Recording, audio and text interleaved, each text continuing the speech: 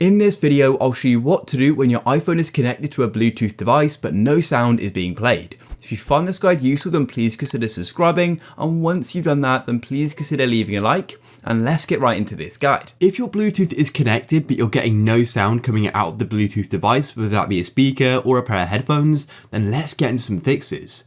Firstly, what you need to do is go and open up the control center on your iPhone like so by dragging down in the top right on the battery, and this will open it up. And then what you need to do is actually make sure your sound is turned up. As you can see at the moment, my sound is completely off, so turn it up like so by dragging it up. After you've increased the volume on your iPhone itself, then the other thing you should do is go and check your Bluetooth device to see if it's got its own volume control.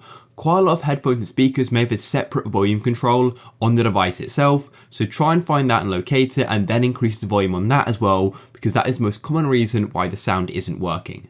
And now another thing you can try if the devices are sort of glitching out a bit is what you can do is go and disconnect from it, forget the connection and then set it all up. And I'll show you how you can do that now. So go to your settings and then go into Bluetooth, and then what you need to do is find the device. In this case it's my Wonderboom speaker, and what you need to do is tap on the eye on the right hand side, and then what you want to do is tap on forget this device like this, tap forget again, and as you can see it's now gone and disappeared.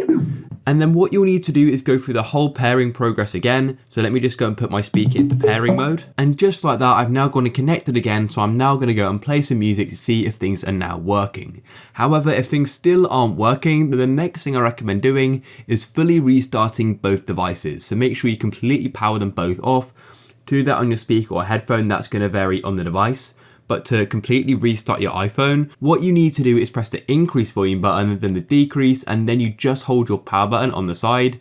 You'll then go and see this screen here, which is slide to power off. And if you keep holding your power button, then your device is going to go black and then it's going to automatically restart.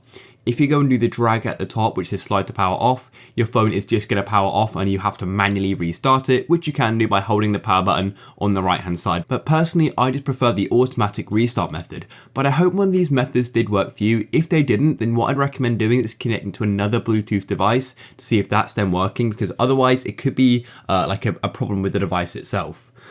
So if you guys found this useful, please consider leaving a like. Peace.